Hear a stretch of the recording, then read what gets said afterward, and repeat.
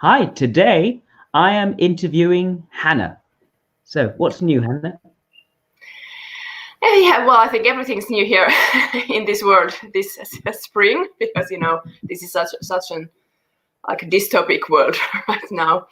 But I'm fine. I just had 2 night shifts, Yeah, so and I've recovering from my night shift. So if I'm a bit hazy, it's because I have my biorhythm is a bit off.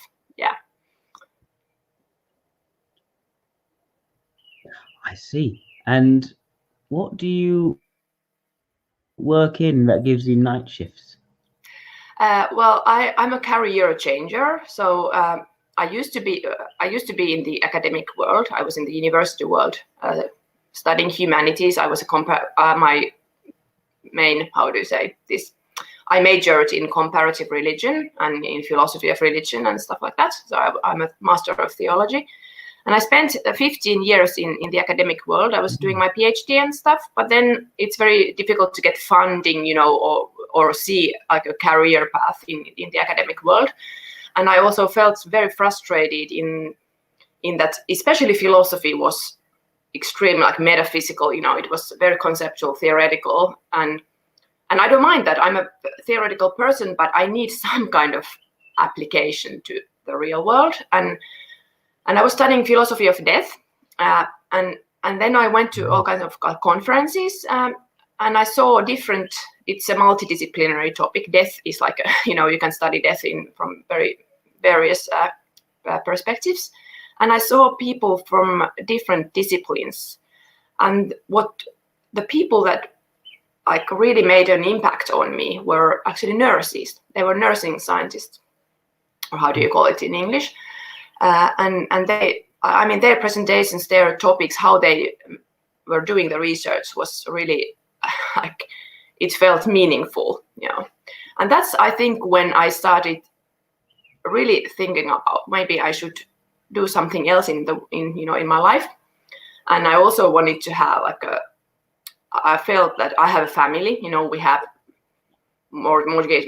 How do you say like loan for the you need money to live in this world, unfortunately. So I was thinking I want to have a more stable income also. And then I just one spring I just made a quick decision and thought I'll try to apply to study nursing.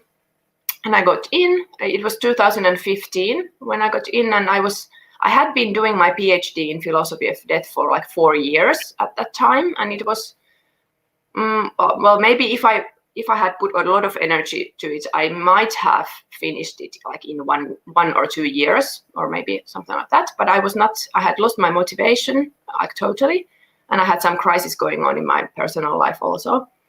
So I felt it was a good move. So I started studying nursing in 2015, and I finished those studies quite fast. It took me 2.5 years, like a bit faster than usually, because I'm I'm used to studying, so I have, it's not difficult. It's my comfort zone, like studying is my comfort zone.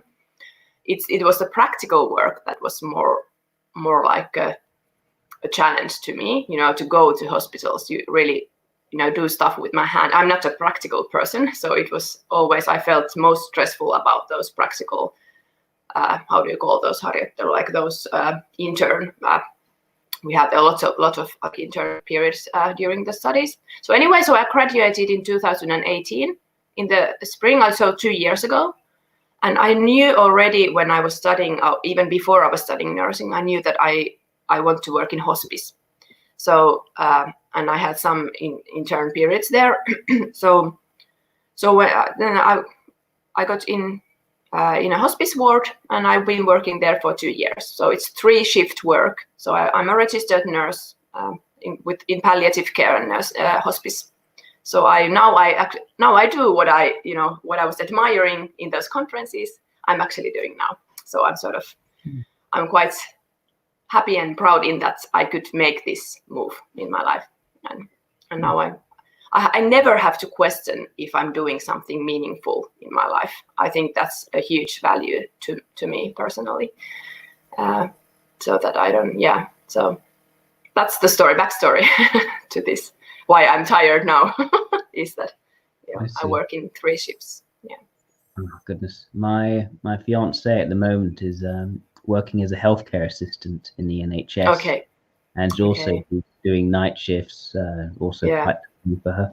She's a physio normally, but they've redeployed her because of the whole COVID-19 situation. Yeah. This COVID has changed. And Yeah. I think it's like just night before, so the night when she wasn't working for a shift, overnight, 10 of the people in the intensive care ward where she worked died. Yeah. She just comes back and suddenly the beds are empty. So it's, Yeah.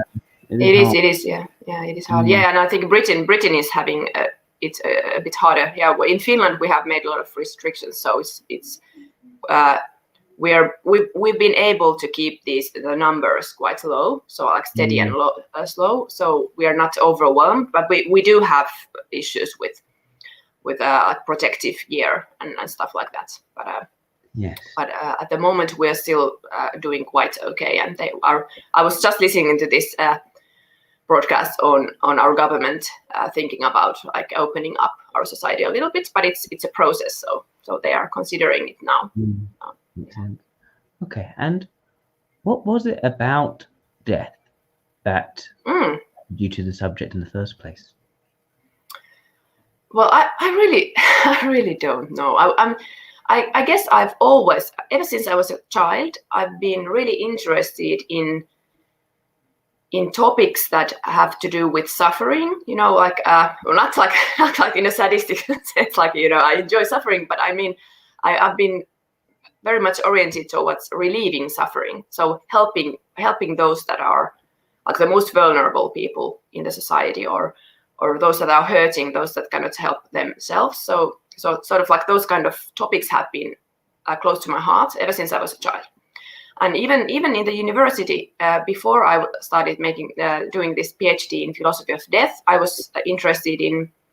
Actually, I did my master's thesis on like anti-Semitism and on. I read a lot about Holocaust and like Jewish like minorities. So I was interested in like history of racism and anti-Semitism and also like how do you say it, misogyny, like misogyny. How do you say it, like yeah. So those who hate women, or all these kind of like things that are targeted towards minorities or people who are already like in a bad position. So I studied those, and I did my master's thesis on the like how do you say the word, like how racism, anti-Semitism, and like misogynism, like how they connect with each other in the late 19th and early 20th century, before that World War II actually came. So I was interested in those kind of topics, but then in the PhD, I think the death, it's just, I don't know how it happened, but it was sort of like I was interested in these dark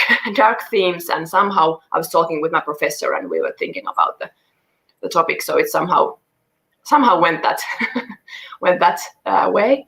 And of course now as a hospice nurse, I very concretely help people who are suffering. It's like extremely straightforward in that sense. Although it's never straightforward or simplistic, in meaning that every individual is a person and has different kinds of needs. So I never have I don't have a default setting what I do with those patients or people. Of course, I have to use a lot of like empathy and research in trying to understand what those people's needs are. But in general, everything I do is about helping people. Sorry, the phone. Yeah, it's okay. It's okay. Yeah. Not really want to be. Most likely is Novia. They have a grandmother who rings like 5-6 times a day. Yes. Okay. Yeah. So, let me see. Right. So there's that movement then from studying suffering in different forms to a very concrete provision of care towards those in suffering. Yeah. Right. I see. Okay. And what was it about these darker themes in general which attracted you? Why the darker stuff? Well, I think a big. Well, I have some traumatic issues in my childhood also happening. So I think I'm sort of like I'm very aware of people who are suffering, or or like hidden like secret. I hate secrets. This is something I've always said. I absolutely like detest and cannot take any secrets, because I usually see secrets as something dark and dangerous, because they are hiding something. So I'm very, that's my weak spot. For instance, in relationships, I'm always like I'm scared that people will hide important information from me, something that would affect my life if I knew it. So that's something that it's a difficult topic for me.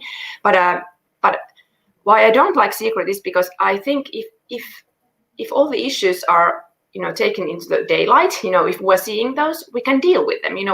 I'm a problem solver. I'm like a troubleshooter and problem solver also in nature. So I'm thinking if we see it, we can do something about it. So we can sort of like eliminate those issues. But when they are kept in hidden and we can't do anything. So it's all, and usually someone is always suffering if we don't take those issues in the public. There's someone is suffering, and I that's a very difficult thing for me to put up with is suffering that is hidden. Yeah, so I think it has something to do with that.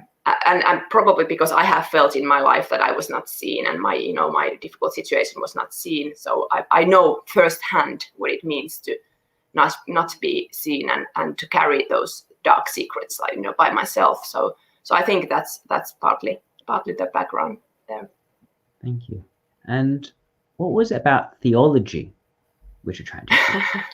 Well, that was really purely a coincidence. I was when I graduated from like high school. It's not high school in Finland, but like A levels, but also a bit different anyway. So before you go to university, before you go to advanced studies, I always, when I was a child and a teenager, I wanted to be a doctor. But then I had some kind of rebellious phase, and I quit studying physics. And you cannot get in to be a doctor if in medical studies if you haven't studied physics. And it was something, I don't know why, it was a stupid decision, but I just made it. And I also didn't like that. I was okay in math, and I was generally a nerd, so I was pretty good at school. I was like a straight A student for a long time. But I genuinely didn't like physics or chemistry. I felt I was okay in them, but I didn't feel drawn to anything like that, if I was like honest. So that meant that I couldn't, I couldn't study medical sciences. But then I was like, what do I do? I was completely lost. I didn't know. I didn't have a special interest like that. I had thought that I want to be a doctor for a long time, and then I didn't know. So I was thinking maybe I should study psychology, or maybe I should study biology or something like that. I knew that I want to be in the university. I was very academically oriented, so I knew that I want to have higher education. But then I got in and studied biology for 1 year because I got good grades in biology in the A levels and stuff like that. So I studied biology, but it was too natural scientific. I felt it was boring. It was not. I've always been very interested in humans, humanity in general. So that's why I changed. I actually moved to the other part of Finland when I studied biology, and I didn't enjoy my time there. I had no connections there, and I felt very lonely and even depressed then. So I moved back to southern part of Finland, and then I studied computer science for 1 year. Well, I didn't really study it because I just got into university to study computer science, but I actually studied social psychology, and that I enjoyed. But then I also thought that it may be not as a major, and it was difficult to get in to study that as a major, to major in social psychology. So I tried to get in to study psychology, and it was very close that I didn't get in. And then my dad said that, why don't you apply to faculty of theology? Because it's in Finland, theology is not. It's not like how do you say, like convictional. It's not strictly linked to any church in any you don't, well, meaning you don't have to be a Christian to study theology. It's an academic faculty. It's a faculty in the university. Of course, if you want to be a Lutheran priest, here in Finland, you have to be a master of theology, but it goes that way. But you don't have to be Christian to study theology. Yeah. And I knew that I don't want to be a pastor, or I don't want to be a pastor. I don't want to be a teacher. I don't enjoy teaching. I think I don't enjoy being like in the always like to be like looked at. I'm not an introvert in a sense that I would be shy. I'm not shy, but I just get extremely tired if I have to be presenting something, or if I have to be in the limelight. So I don't enjoy that. So I didn't want to be a teacher. So there was only the third option was to be a researcher or something else. So that was my path. It was like the path C. And that's and theology. So I was not interested in religion as such. I was interested in humanity. And comparative religion is extremely a humanistic topic. It looks at cultures and religions and worldviews from various perspectives. So that fits me well, because I'm not a religious person at all myself. I'm a very naturalistic and like extremely naturalistic. I'm not even spiritual in any sense. I'm like Richard Dawkins is like, yes, like he's my kind of guy. Yeah. So it was very natural for me to be under comparative religion, and I enjoyed it. And I also love history, so I like narrative, different kinds of narratives, but those sort of narratives that have to do with real people, So I think history is a perfect like a topic in that, and not about like history of wars or important people. I love history of minorities, like I said, about those like Jewish people or like minorities in minorities, like Jewish women in the 19th century. That was one of my interests. So looking at those hidden voices, hidden people. So that was my interest. So yeah. So in short, I think theology it was not about theology. It was about human cultures and understanding what we are as humans. Yeah. That was a long story. Again. Very helpful story. I appreciate it. No, I can't talk. I did a 2.5 hour video questionnaire for poor Timur Protsky of Modern. So did you? That center, yeah. I did 2.5 hours video. So oh my goodness. Like 50 minutes. So I can't. That's good. Yeah. And also he's doing it for free. He says, we're just so interesting. We're just going to do it for free. But how did you get it? I'm curious, because when you mentioned that in some, I saw it mentioned, and I couldn't find any how you could do that. So does he have a site or something? I think he does have a website, yes, yeah. Archetype Center. And I want more people to do it who've been typed by me, so we can do more okay. Yeah, I'm interested. He's got a very different method, very different way of looking at the types. Yeah, so let me see. So something you've mentioned a few times already is how when it comes to hard sciences, you find it boring. What is it about the hard sciences that you don't like so much?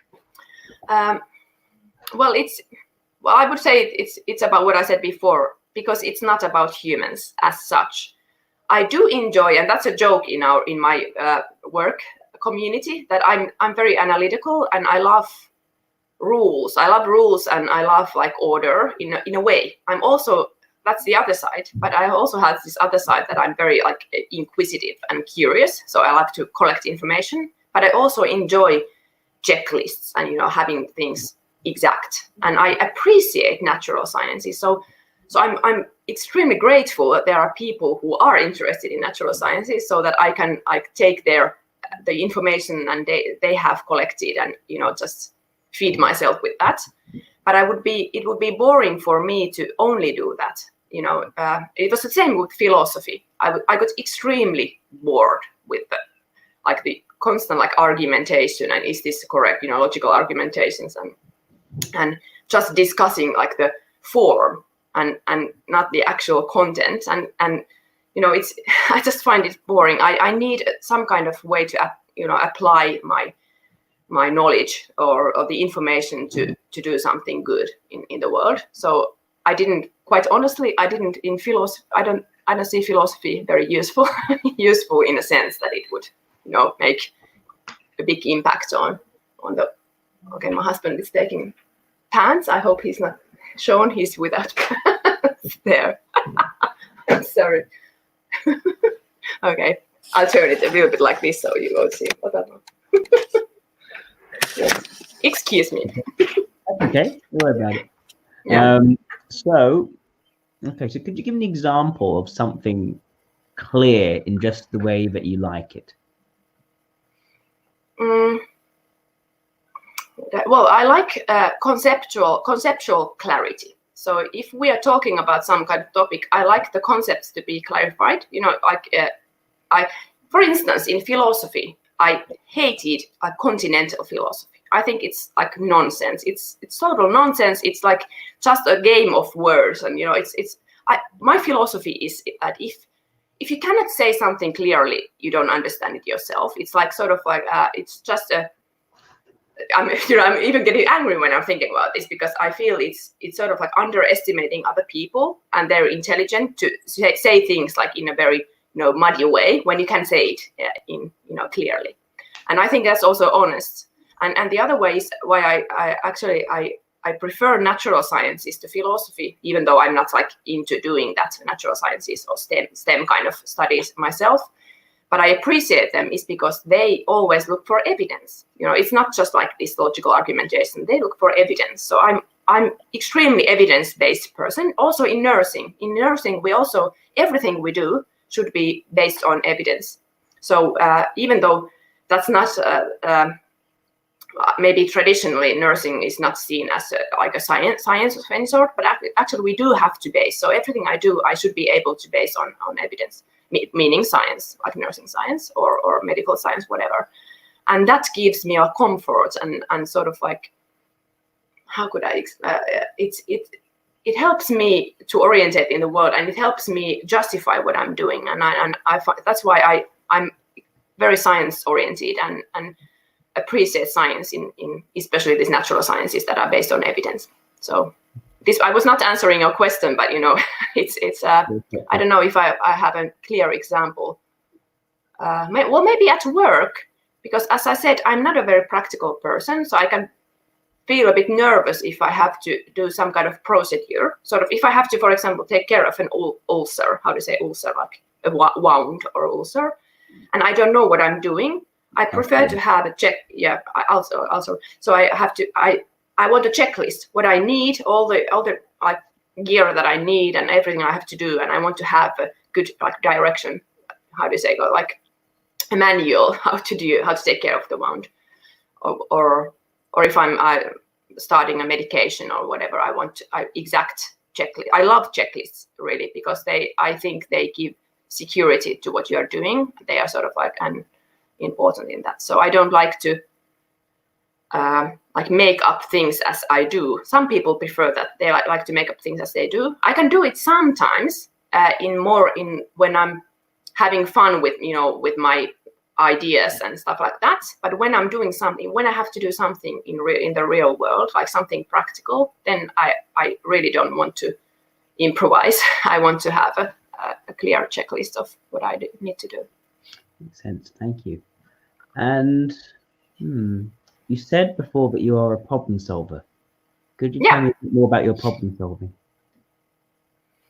I think it shows up now that I'm working with people in nursing. It shows up more as solving like these problems with people. So now I feel like I'm more at my natural strength realm, in that I'm dealing with people. Before I was dealing with those like philosophical problems, and I could do that, but it was not. I didn't enjoy it. But for instance, at work, if there is any kind of conflict or even a little sign of conflict, I don't sort of retreat. I try to solve it, because I feel it gives me anxiety to have like unsolved conflicts in anywhere. So I try to, or if there's a problem, like something is not working, or we have like repeating problems with some sort of like what would be a good example? Well, for instance, when we have a new patient coming in, there are certain things we have to do, and we didn't have a checklist. So you often forgot something. So then we had a plan to make a checklist, and now we have a checklist for incoming patients, and so that it gives more like it's how you say it gives more. It's more safe for the patients also. It rises up the safety level when we have this checklist. It's like pilots, in the airplanes. They also use checklists. So we use checklists, and that's so what I'm meaning is that if there is a problem, I like to be involved in solving the problem in some way, and usually it's in a way of creating some kind of order or some kind of like not rule, but a direction or something. And that's a joke at our work that I love checklists. so if there's something like that needed, then they usually can turn to me in this kind of. Yeah. Okay. So in what situations do you find yourself at your least confident? Well, anything that requires like physical involvement. I hate sport. I'm not a sporty person at all. So if I was thrown into something, now Hanna, you have to run a marathon, or where you have to get involved in some kind of physical game or something, or and especially if it's something I don't know, that, as I said, if I have to make up what I do like as I do, then it's very stressful. I don't enjoy that. Yeah. I like to be prepared. Let's say this, if I have to deal with the practical world, but I don't mind. For instance, at work, I don't mind sudden situations if they require using my thinking, or using my problem solving abilities in a way of finding a solution at the more theoretical level. So so that's a bit problematic, because I can be extremely insecure in practical things, but then I can be quite open-minded and creative with solving sort of like these more abstract problems. So, but I was actually but I have to be honest, when I was studying philosophy, I felt very insecure because I didn't feel natural in logic or in that realm. And okay, so to talk a little bit I know we shouldn't talk in typology concepts, but and I'm not talking about socionics, right? I'm more used to other Jungian-based systems. But for instance, I think philosophy, like Anglo-American philosophy and philosophy in general, is extremely NETI kind of field. So I didn't, that was my experience, and the more time I spent there, the more obvious it was that people are very high on TI and NE in philosophy. Yeah. And I didn't feel comfortable there. I didn't. It was more difficult for me to get into that kind of conceptual, logical, like word games. In a sense. And also you hated the Continentals even more. Yeah. I really hated it. I think it was just a pretty nonsense. It's the like something like Slavoj Zizek or whatever. It's like I'm like, oh Jesus, He's quite recent in terms of continental philosophy, I guess. Yeah. But I had to read some Heidegger when I was doing, because he's quite a big name in philosophy of death, and I was like, geez, I can't do that. I can't do this, because it was just like, you could have said this in this, and then you have like a whole book about it. Yeah. I don't know. When you were complaining about continental philosophy, Heidegger is what came to mind. Actually. Yeah. Yes. He's not my man. That fluffiness in the language. Yes. Yeah. Okay. Okay. How about Hegel? Did you do any Hegel? I didn't get deep. Just some very very generalistic over. But I know that he was one big guy behind continental philosophy. So I guess I wouldn't like him if I had to get. I actually, before I started doing my PhD, I read Schopenhauer a lot, and he hated Hegel. So Yeah. Schopenhauer was more like my guy. He was pessimistic and pretty rude even sometimes. Yes. But he was not a philosopher in the sense that I'm talking about like this modern contemporary philosophy. It was more like, I think. You did more contemporary content. Yeah. Okay. Yeah. Okay. Fine. Right. Let me see what else I can ask you. So, where do you feel most confident then? I feel very confident with my. Well, this is also, I know I'm giving hints on what I think it might be my type, but if we forget the type, but even if I wasn't typed like with this specific function, I still feel I'm even as a child, I was quite confident about my inner like moral compass. And what I mean by that is that I'm extremely sensitive to injustice and unfairness, and I feel it at an emotional level. So it's an emotional experience to me, and while I don't always defend myself, it's always been more difficult for me to defend myself. Probably partly because I have this trauma background. So people who have trauma background, they don't usually feel that confident in defending themselves. But it's very easy for me and very natural for me to defend those other people that I'm seeing are like treated unfairly. So I feel quite confident about my ability to estimate or evaluate situations where, if I have to make a moral like evaluation about a situation, I feel quite confident about it, and I can even, I don't always act on it, but I know inside, so for instance, it also shows up that I really hate and cannot take it if someone comes to me and starts like telling me how I should feel about something. Some people do that.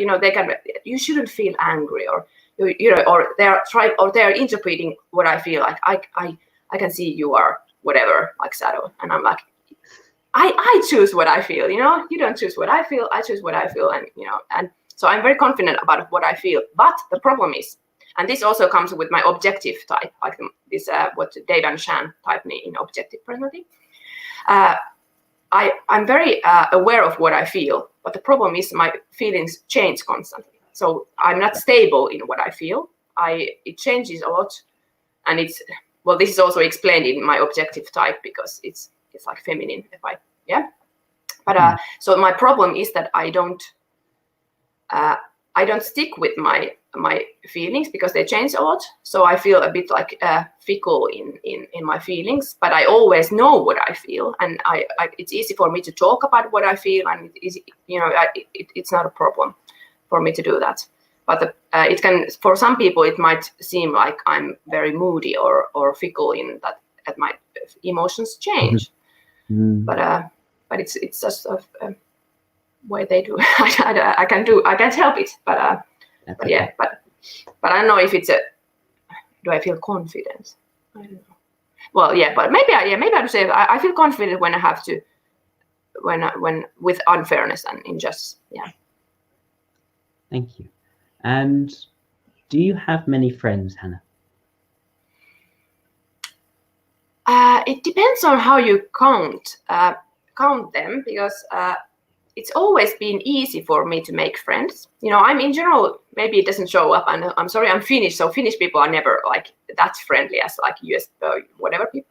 But I am actually quite friendly, so it's very easy for me to connect with people like fast, and also to form friendships. And I tend to have a few friends from every, like if I start a new job or study something or whatever, I make like few friends. And I get along with other people, but I don't, how could I say that? I don't take stress about friendships. What I mean is that I don't, because some people apparently feel that it's difficult for them to like to form friendships or to keep up with friends, and they feel like lonely. And I never feel lonely. That's not a problem for me. I love to spend time by myself, and I require a lot of time by myself. So I don't meet my friends that often. but I don't. It's not a problem for me, you know. If when I meet them again, then we are just like we never had time between, you know. Yeah, it's so I just connect very fast, but I also can disconnect fast, if that makes sense.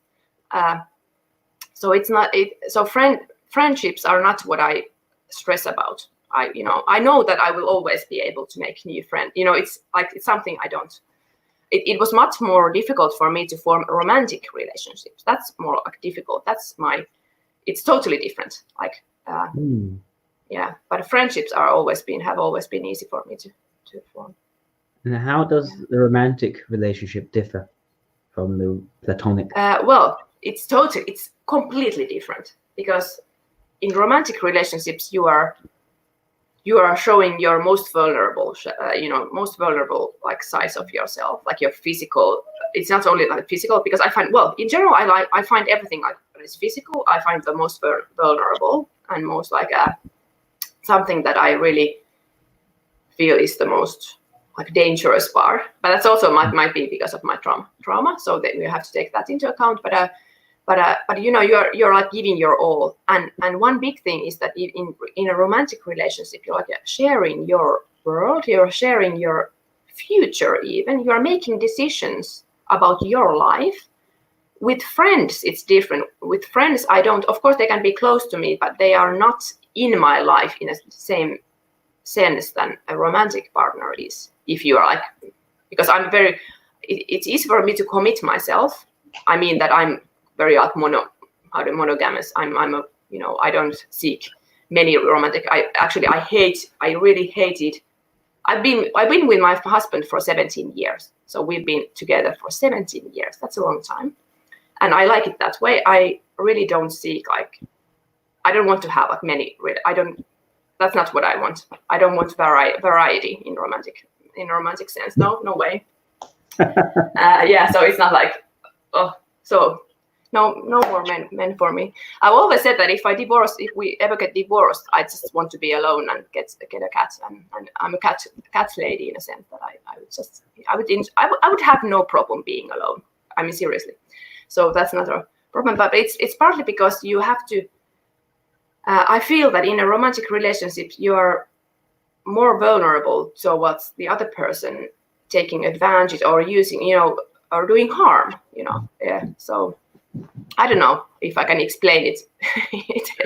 It's really, but you know, that's. I feel that other people take control over my life. That's probably it. Yeah. Okay, thank you. You said that with your friendships, you can always make more friends, but you also said that you're someone who really wants to solve problems with people, solve conflict with people. So how do those two things square?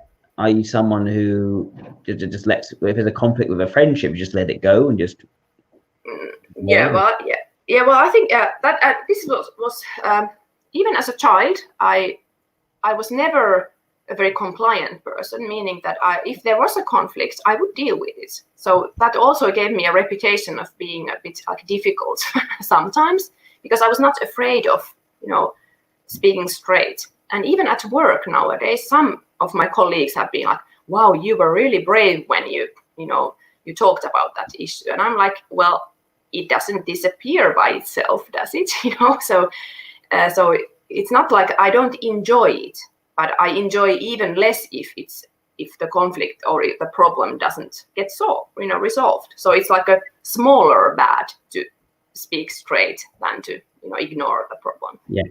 Yeah. So but I never think that, you know, if I have a conflict in a friendship, that it should be like fatal, you know, that it should be the end of the relationship. Of course, sometimes it has happened. If someone breaks my trust, that's a difficult thing. So I sort of feel instant. It's almost like a physical feeling. If someone, you know, lies to me or breaks my trust or does something, I feel like, whoa, it's sort of like, it's like, you know, there's like this cold breeze comes between us, and I feel like, woo, there's distance. So it's, so I might, even though I might stay friendly, I feel that I'm not that close anymore. So it's sort of like I'm creating distance, like naturally. Yeah. And I know this is relates to some type, but yeah. Okay, so the tattoo on your forearm, why? Sorry, what did you say? The tattoo on your forearm, your left forearm. Why that tattoo? Tattoo. Yeah, this tattoo. Yeah, it's this is like a memorial tattoo. So in 2007, my cat died. She was. I loved her. She was called Laila. It's from Hebrew. I was studying these Jewish studies and stuff, and I was studying Hebrew, and it means night, as you know. Laila. Yeah. So Laila was my really like adorable cat, and I loved her very dearly. But then she got a lymphoma, and she had to be put down. And we couldn't get a new cat because my son is allergic. I also am a little bit allergic to cats, but it wouldn't mind, but I cannot like sacrifice my child's health. So now we have a small dog, but anyway, she was so important to me, and I've never been more like sad I've never been sadder than when she died. I was really actually even depressed when she died. And then a few years ago, my husband said that, I had been thinking, I have another tattoo also, so I sort of like tattoos. But my husband I said that, why don't you take, a tattoo? Because I had dreamt of like a cat tattoo in general and a memorial tattoo for Laila. And then he gave me like a tattoo gift card as a Christmas present. And then I just took it. And I love it because now she comes, she walks with me, And it's actually funny because I didn't realize, but of course, when I'm at work, we have to wear these short sleeves. So this always shows up, and it's a good conversation starter, with the patients or the families. It's like sort of like an easy topic to talk and then we can move on to more like deeper topics. But it's a good conversation starter, definitely. Yeah. Thank you. How easy is it for you to move from thinking about something to acting on it? It depends. It depends because I'm very fast-paced person and very impatient person, and my husband can approve to that. So sometimes I just get to do things because I cannot wait. So it's sort of like this, my impatience like drives me. But if I think about it at a more general level, if I think about my life in general, it's a lot more typical for me to plan and think about, and I even can have a full-on plan on what I want to do, but I never actualize it. I never put it in reality. So I'm definitely more of a planner and like theoretical in that sense than like really doing things. And my life, it shows up that my life is very. Someone would say like my life is very small in that I don't do a lot of things. I go to work. It's hard work. So it's physically and emotionally and mentally hard work. So of course I need time to to load my batteries. But even if I didn't go to work, I wouldn't do a lot of things. So I don't like to travel. I don't like to meet people all the time. I love to spend my time at home. So sort of I'm not ambitious in my life. I don't want to travel around the world. I don't have these kind of plans. But I always have some kind of plans, like what I want to study and what kind of stuff I want to like find more information about. So I'm always oriented towards finding more information about my special interests. So for instance, with typologies. So this is like I've been typed in so many systems. Because I love information. I like to get feedback from other people on how they see me, and I usually ask those that I know that are sort of like professionals in their field. Like I know that you know socianics very, very well, so it's nice to have your opinion. I've had opinions from other socianic people also, who are very deep into like Ulenko and Ben Basserland, and we have had lots of videos together, and then from this objective personality and MBTI and other kind of cognitive type, that's like this pathology based. I've been typed there and several other systems. So I sort of like I'm broad in my interests, but now I don't know what we were talking about. Oh yeah, is it easy for me to put my thoughts into action? Well, it depends on not for instance, no, if I got an idea that maybe I want to do an interview with Jack, then I can act immediately and like send a message like, hey, I want to be, get this diagnostic interview. Then if I have that, if it's my special interest, but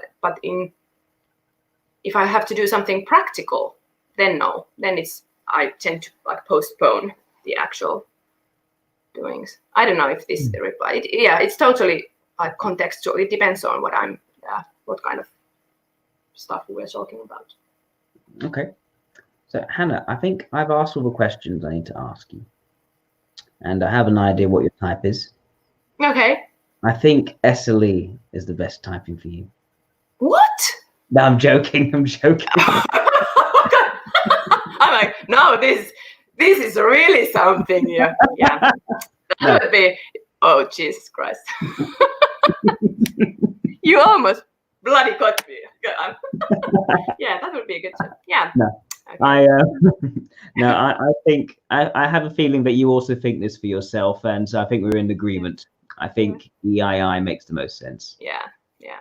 That's actually I think EII, it has been my longest term typing of myself, and also Ben Wasserland, Ben types me as an EII, and many other I know from socionics, especially they type me as like EII with NE. I don't know, in some systems they like link this NE. Yeah, I don't know the subtype. It doesn't matter. It doesn't matter the subtype. But yeah, I think EII makes most sense. Yeah, I think so. I should say also, I really want you to get to know my sister. My oldest sister is very, very similar to you, actually. Is that? Oh, really? That's cool. Yeah, that's interesting. Yeah. Yeah. I'm so happy. And she's also someone who has had trauma, and how she manages her trauma. It also reminds me quite a bit, actually, of what you're talking about. So I think introverted ethics as a leading function makes a lot of sense. Very skillful at managing your levels of closeness with different people and deciding who am I investing in, who am I not investing in. It's not just about appealing to lots of different people. You're being selective in that. There's also at the same time, you're not being like shutting people off just to start shutting people off. You are willing to explore different perspectives, and that showing perspectives manifests very clearly in your intellectual pursuits. You like the history where you're able to shine a light on perspectives of people who are otherwise not often heard about and explored. Different to me, actually. I like history as well, but I like to look at the supposedly central figures and understand what they're like and how they've been able to make everything else around them work. But about those minorities within minorities, those particular people who are most likely to be shut out, not certain power groups, I should say. It is minorities within that, where the people, even the minorities, may actually turn on them. Exactly. Exactly. So, and so it's very much, I think, something which you find with perspectives, extrovert intuition with introverted ethics, and you see that balanced fluidity between your extrovert intuition and your introverted intuition. You like to go in depth. You have more far-reaching, often a bit dark interests. Where's it really going? It's not just sort of superficial. It goes very much in depth. It's not just the light-hearted sort of stuff. It's not just surface. But over time, we've seen a growth, a movement for you from the deeply conceptual and theoretical into the more palliative, something which is rooted in some sort of concrete results for people, to make it better, to soothe people, to heal people in some sort of way. And so I can see that definitely that movement and growth. The thing which I think delta values make sense in terms of delta values definitely. Self-sufficiency is making sense. Exploration of perspectives making sense. You don't want people to be telling you sort of how you feel, for instance. You're very much setting what your personal attitudes are, which is more inert introverted ethics as well. But also the fact that you're able to have time to yourself is important. You need to be able to manage your physical space, and that tells me not only is the introverted ethics inert, is stubborn, but also your sensation is quite stubborn. You don't want your physical surroundings to be outside of your management, to be people in your space when you don't want them to be up in front of people when you don't want it to, and that sort of thing. Like that can quickly become overwhelming to you in the physical realm. So very much within that ever SLI EII makes sense within Delta. Also, where was I going with that? I said that the fluidity of intuition, clearly more contact, more flexible. And the extroverted logic, I think, also flexible. You like people to provide information, people with expertise, where you can find out what they think, and you can know I can compare and contrast different expert opinions to find the most to inform you as best as you can and take in the information. You can also see the role introverted logic. You're not someone who has confidence in your extroverted logic to the point where you can just solve problems on the fly. You can just think, especially when there's something practical and grounded in it, that becomes very difficult. So instead, you like not only do you like the input from others to know how to do things, manuals, for instance, how to, which you can take from and use depending on your experience as well. It isn't forcing you to show it in that way. But also, when you don't have that backup of the extroverted logic, you're resorting to the introverted logic on creating structure, creating order. If you like order for the sake of order, you like practical information which you can apply in a clear way.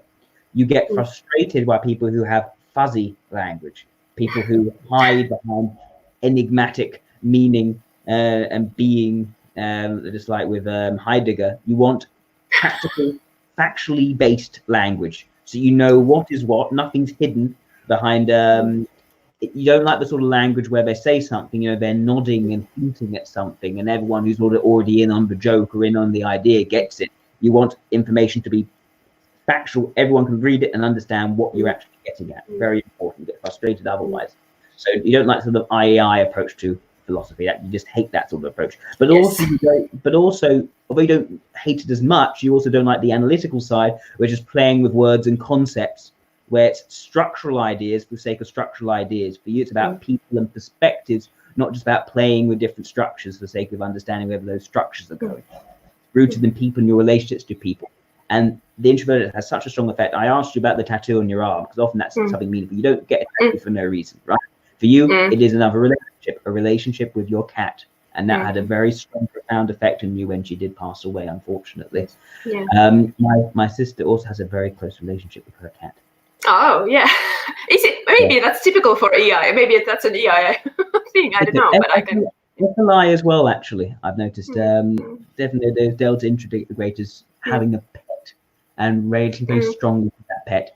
I've noticed quite a thing. Extroverted ethics, ignoring. Like, it's not that you don't like confrontation, but you may end up in more confrontational environments, partly because perhaps not necessarily reading the forceful nature of things. People say, oh, you're speaking very forthrightly here, but you're around people of authority and that can get you in trouble. Amy's exactly the same, by the way. But also because EIIs are extroverted ethics ignoring. They are not appeasers.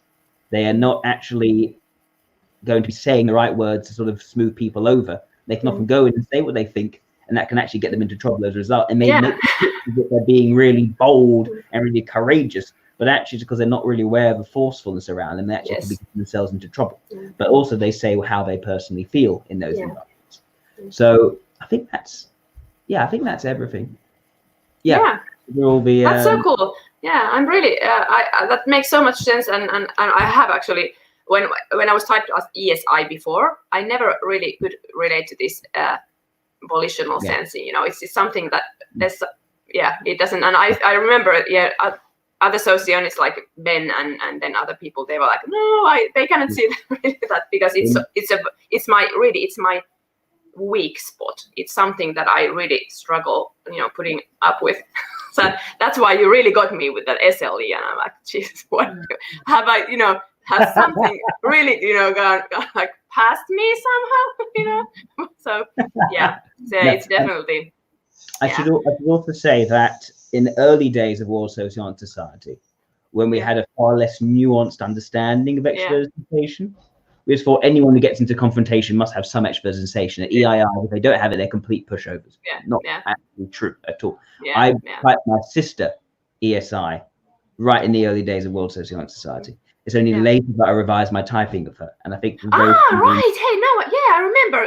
I remember when you said like years ago. I think you said that you have a sister who is ESI, so it's the same sister you're talking. Yeah, now I remember. Yeah, that's interesting.